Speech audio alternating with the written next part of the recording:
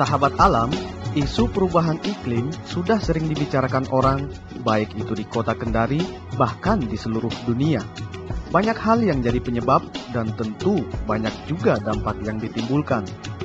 Salah satunya, meningkatnya cuaca secara cepat di beberapa kota, termasuk di kota Kendari. Salah satu penyebab perubahan iklim adalah faktor laju kerusakan dan perubahan fungsi hutan bagi manusia. Bagaimana tidak, di Indonesia, laju kehilangan dan kerusakan hutan di tahun 2000 hingga 2005 setara dengan 364 lapangan sepak bola per jam.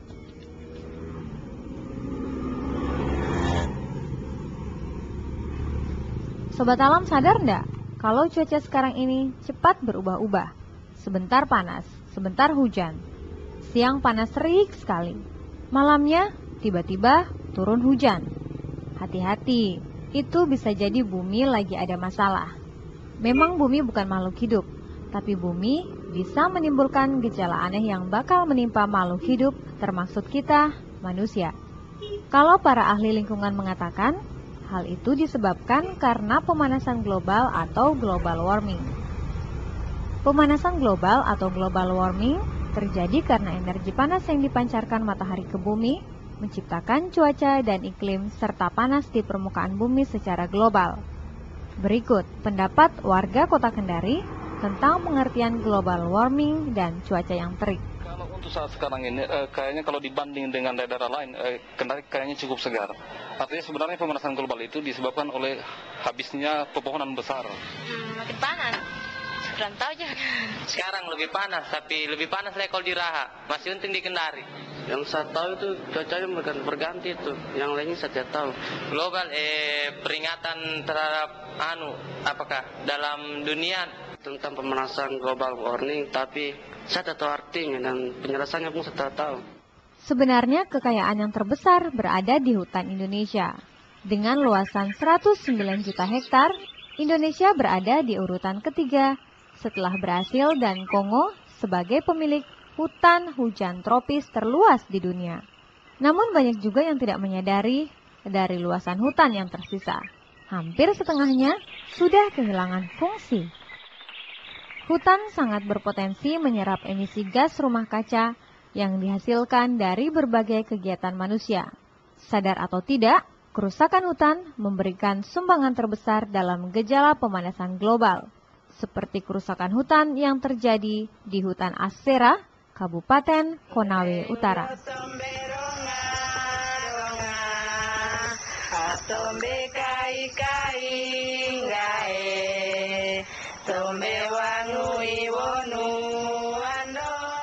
Jam baru saja menunjukkan pukul 6 pagi di Kecamatan Asera, Kabupaten Konawe Utara. Beberapa warga mulai menjalankan aktivitasnya. Ada yang bertani, berdagang, dan mencari ikan. Asera adalah Kabupaten Pemekaran Baru. Dulu, Kabupaten induk berada di Kabupaten Konawe. Namun saat ini, Kabupaten Konawe Utara berdiri sendiri sejajar dengan kabupaten lain mengatur pemerintahannya sendiri.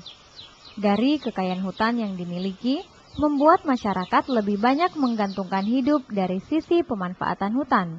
Ini juga yang menjadi daya tarik para investor untuk membuka berbagai perusahaan pengelolaan perkebunan dan pertambangan.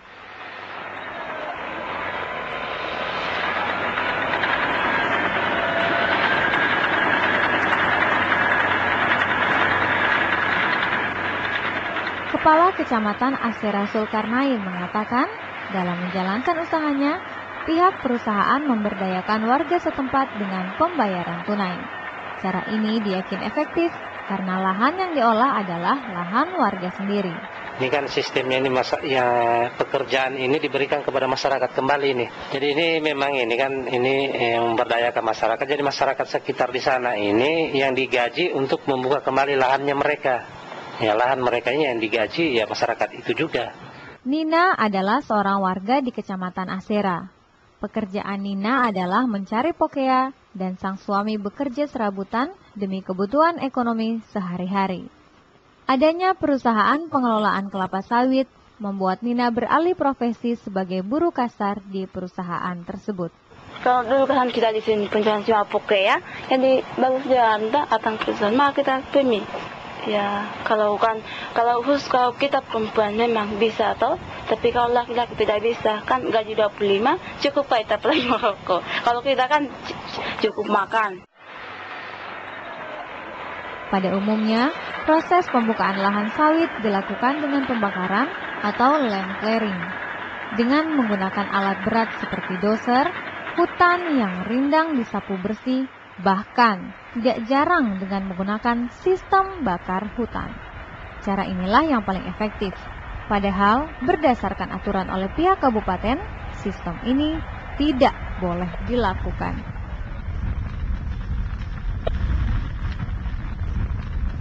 Saya berkesempatan berdialog dengan beberapa buruh perkebunan sawit tentang sistem pembibitan dan penanamannya. Menurut mereka, luasan lahan yang dibuka untuk industri ini mencapai 1.000 hektar. Dari 1.000 hektar ini dapat ditanami sawit dengan jumlah hampir 143.000 bibit sawit. Afdiling Pakap sekitar 1.000 hektar. Kalau 1.000 hektar, karena ini dalam 1 hektarnya, kalau bisa ditanami semua ini lahan bisa 143 pohon, tinggal dikalikan saja dengan 1.000 hektar.